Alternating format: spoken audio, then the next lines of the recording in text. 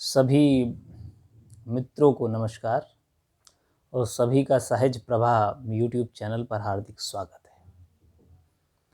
आज हम बात करेंगे कुछ धर्म से संबंधित। धर्म में जो आत्मा का स्वरूप है उससे संबंधित और एक प्रसंग के माध्यम से। ये नहीं कोई बड़े ज्ञान की गहरी बातें मैं जानता हूँ और गंभीरता की बातें हम करें तो ऐसा नहीं, लेकिन कुछ ऐसा जिसमें हम विचार कर सकते हैं और हमें करना चाहिए। ख़ास तौर से जो युवा पीढ़ी है, युवा पीढ़ी तमाम जीके जीएस पढ़ रही है, तमाम सामान्य ज्ञान पूरी दुनिया का उसे है, लेकिन कहीं ना कहीं धर्म से विमुख युवा होता जा रहा है।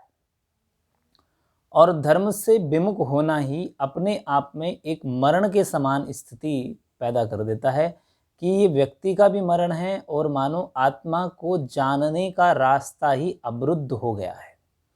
और आजकल हमारा जो पूरा एजुकेशन सिस्टम है, शिक्षा पद्धति है, उस पूरी पद्धति में जो नौकरी पाने की एक लालसा है, नौकरी पाने के लिए जो हम प्रयासरत रहते हैं, उसमें केवल हम विषय पढ़ रहे हैं।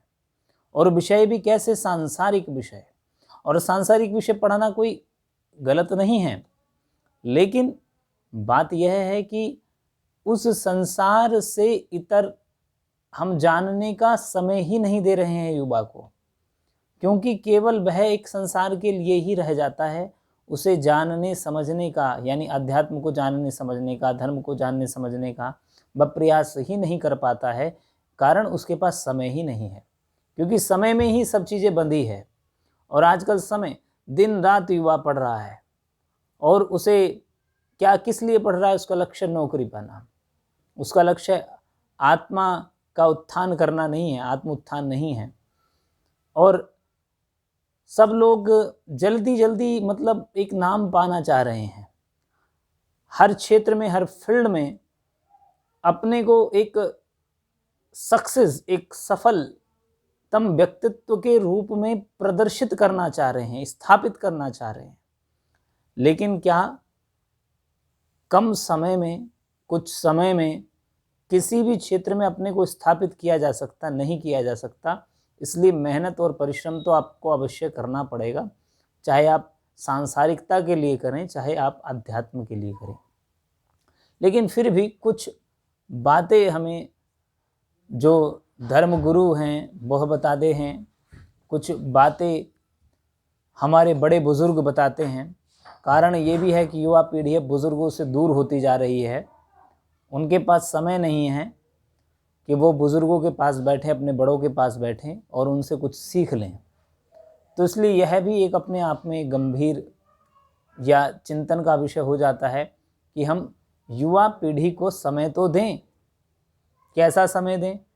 वैसे तो युवा पीढ़ी अपने आप में यदि समझदार है तो अपने लिए ऐसे प्रसंगों को सुनने के लिए समय निकालेगी ही, लेकिन यदि उस पर कुछ आंखों पर पर्दा पड़ा है तो तब इसे अंधत्व का पर्दा कह सकते हैं, इसे अज्ञानता का पर्दा कह सकते हैं, इसे अंधकार का पर्दा कह सकते हैं। अनेकानेक चीज़ें, इसे माया आप कह सकते हैं, इसे आप संसार में फंसना कह सकते हैं, बहुत सारी चीज़ें इसे कहा जा सकता है। लेकिन जिस भी तरह वह फंसा हुआ है उससे स्वयं को ही स्वयं निकालना होगा, क्योंकि आपको कोई निकालने नहीं आता, आपका उत्थान कोई नहीं करना आता। आत्मकल्याण, आत्म उत्थान स्वयं करना पड़ता है। अब मैं ये कहूँ कि मेरा आत्म उत्थान हो चुका, नहीं। हम प्रयासरत रहते हैं, रहना चाहिए किसी न किसी रूप में, किसी न किसी रूप में हमें प्रयासरत रहना चाहिए। अपने मूल से, अपने जड़ से, अपने धर्म से हमें सदैव जुड़े रहना चाहिए। चलिए अब एक प्रसंग मैं आपको सुनाता हूँ कि ये थोड़ा हास्य प्रसंग भी हो सकता है, लेकिन इससे आप आत्मा को समझ सकते हैं कि आत्मा ही आवश्यक है। ये शरीर तो एक कपड़े जैसा है, जैसे नैनम छिन्दन्ति शस्त्राणि नैनम दहति पावकः न चैनम कलेदयन्त तापो न शोष्यति मारुतः। ये शरीर ही जलता है, लेकिन आत्मा को न जलाया जा सकता है, न भिगोया जा सकता है, ना उसे किसी तरह समाप्त किया जा सकता है। कुल मिलाकर वह हमेशा हमेशा सदैव बनी रहती है और अपने पूर्ण रूप में विद्यमान रहती है। कहने का तात्पर्य वही सच है। चलिए अब बात करते हैं। तो एक बार क्या हुआ कि भोले बाबा जी का कैलाश पर्वत, और कैलाश पर्वत पर माता पार्वती के संग भोले बाबा बैठे थे। अचानक भोले बाबा तो किसी काम से चले गए। अब किसी काम से चले गए, उठकर पार्वती जी अकेली रह गई, क्योंकि विचरण करते रहते थे। मस्त आदमी है, कहीं भी निकल सकता है। भोले बाबा जैसा आदमी, शंकर जैसा आदमी, निकल गए। पार्वती जी अकेली हैं। तभी वहां पर सनक, सनंदन और सनत कुमार ये आए। 5 वर्ष के बच्चों जैसे लगते हैं। अब क्या था, ये आते रहते थे बाबा जी के पास, यानी भोले बाबा के पास, क्योंकि संतों का संग करने के लिए हमें यदि कुछ लंबी दूरी भी तय करनी पड़े तो कर लेनी चाहिए। लंबी दूरी भी तय करनी पड़े तो कर लेनी चाहिए। वे ऐसा ही करते थे कि बार बार संत से मिलना, संत समागम आवश्यक है। अब क्या हुआ कि पार्वती जी ने कहा, भाई तुम बार बार आ जाते हो यहाँ पर, तुम्हें कुछ और काम है कि नहीं है? परेशान करने चले आते हो। और इस प्रकार कहते हुए उन्होंने शाप दे दिया, जाओ तुम ऊंट हो जाओ, जाओ तुम ऊंट हो जाओ। अब शाप दिया, पहले शाप तुरंत फलित होते थे। ये कथा है, कथा को कथा के रूप में लीजिए, लेकिन उसका जो ज्ञान है उसे सही मायने में धारण कीजिए। अब क्या हुआ कि वो ऊंट हो गए सभी, सनत कुमार, सनंदन आदि। अब कहने का तात्पर्य कि जब वो ऊंट हो गए, वो चले गए, उसके बाद कुछ समय पश्चात भोले बाबा वहां पर पहुंचे, पधारे कैलाश पर। पार्वती जी ने उन्हें पूरा प्रसंग बताया कि आज ऐसे वही लोग, सनत कुमार, सनंदन, ये आए थे और मैंने श्राप दे दिया, अब वो ऊंट हैं। अब भोले बाबा ने कहा, अरे क्या किया तुमने, वे तो हमारे बड़े भाई हैं। पार्वती जी ने कहा, कैसे तुम्हारे बड़े भाई हैं? वो आपके कैसे बड़े भाई हैं? तो कहा, ब्रह्मा जी से वो उत्पन्न हुए, और जब सृष्टि के लिए उन्हें कहा गया कि आप सृष्टि की रचना में योगदान दीजिए, तो उन्होंने साफ मना कर दिया। ब्रह्मा जी ने कहा, भाई तुम सृष्टि नहीं करोगे तो क्या करोगे? तो उन्होंने कहा कि हम बच्चे जैसा ही रहेंगे। तो तब से वो क्या हैं कि बच्चे जैसा ही अपने आप को उन्होंने बना रखा है। देखिए, यहाँ पर बच्चे जैसा बनने का तात्पर्य है कि मन की शुद्धता, मन की पवित्रता, और किसी के प्रति कोई बैर नहीं, कोई ईर्ष्या नहीं, कोई डाह नहीं, कोई जो सांसारिक लोभ आदि, मोह आदि, कोई कुछ नहीं। बिल्कुल शुद्ध पानी की तरह साफ मन वाला जो व्यक्ति है वो बच्चे जैसा है, भोला भाला बच्चा। तो उनके जैसे ही सनत, सनकादिक, ये सब बने रहे। और जब ऊंट भी बन गए तो क्या कर रहे हैं, भोले बाबा उनके पास पहुंचे कि भाई आपको मेरी पत्नी ने श्राप दे दिया, तो ये तो मुझे बड़ा अफसोस है इस बात का।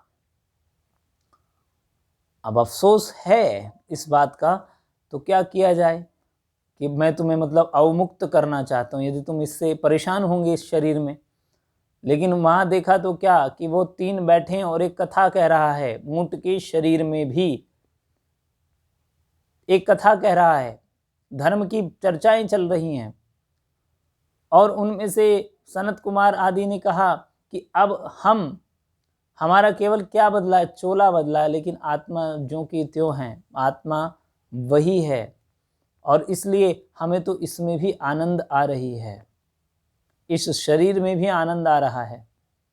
अब आनंद आ रहा है, इसका मतलब केवल चोला बदला है, आत्मा यदि आपकी ज्यों की त्यों है, उस पर किसी तरह का मट मैल नहीं जमा है, मन साफ है। मन और आत्मा अलग अलग हैं, वैसे इस विषय पर कभी और चर्चा हो सकती है। तो आत्मा, और उन्होंने कहा कि अब हम ज़्यादा सुखी हैं, कारण अब कोई हमसे प्रश्न पूछने नहीं आता, संसार के व्यक्ति हमें घेरे नहीं रखते, ऊंट है तो भगा देते हैं, और इसलिए क्या है कि हम एकांत में बैठकर आपस में ही प्रभु के नाम की चर्चाएं कर रहे हैं, धर्म के नाम की चर्चाएं कर रहे हैं, धर्म का अनुसरण कर पा रहे हैं, धर्म को समझ पा रहे हैं। अब बात आती है दोहराव की। कथा तो वही है जो हम सुनते आ रहे हैं। तो भोले बाबा बड़े प्रसन्न हुए। देखिए, दोहराव की बात मैं ये कह दूं कि कथा तो वही है जो हम सुनते आ रहे हैं, लेकिन बार बार दोहराना किसी चीज़ को, यदि अच्छी चीज़ को बार बार दोहराया जा रहा है तो अच्छा ही है। जैसे आप गलत चीज़ों को दोहराते हैं, गलत आदतों को बार बार करते हैं, जो करना नहीं चाहिए उसे बार बार करते हैं, तो क्या वो अच्छा है? नहीं हो सकता वो अच्छा, वो गलत ही रहेगा, बल्कि उसका प्रसार कर रहे हैं हम। तो इसलिए प्रसार करें, दोहराव करें तो किसका? अच्छाई का। ये बात। तो मरता शरीर है, नष्ट शरीर होता है, चोला बदला जाता है, लेकिन चोला बदलने से आत्मा नहीं मरती, आत्मा नहीं बदलती। सनत कुमार सनंदन आदि की इस कथा में हमें यह सीख मिलती है, इस कथा से, कि हम आत्मा को जानने का प्रयास करें और आत्मा में ही स्थिर रहने का प्रयत्न करें, और अपने आप को जानने से बड़ा धर्म कोई हो नहीं सकता। इसलिए आत्मा को जानें। और सनत कुमार आदि जितने ऋषि मुनि हैं, उन्होंने सबने अपने आत्म को जाना, और आत्म तत्व को जानकर ही वह दूसरों को समझा पाए। मानो ऐसा कह सकते हैं कि हम जब आत्म कल्याण व्यक्ति कर ले तो तब उसे समाज कल्याण की ओर अग्रसर होना चाहिए।